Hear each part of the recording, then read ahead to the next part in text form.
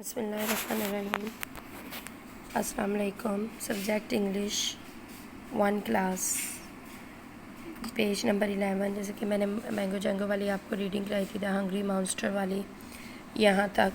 आज हम करेंगे use the words in the box to complete the sentences.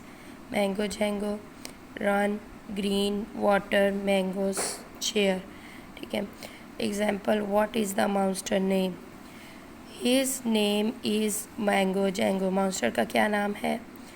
His HISNAME name is Mango Jango। What colors are the monster wings? Monster की wings का colour कौन सा था? ये देखें, green, GREEN, green. His wings are green। What do Sarah and Ali do? THEY, they, RUN, run, AWAY, away, they run away।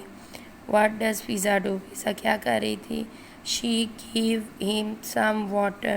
क्या दिया उसने? She give him some water and some mangoes।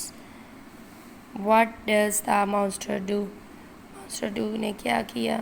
Monster ने क्या किया? He goes to sleep under the chair। वो chair के नीचे जाके सो गया। ठीक है, ये क्वेश्चन आंसर्स हैं।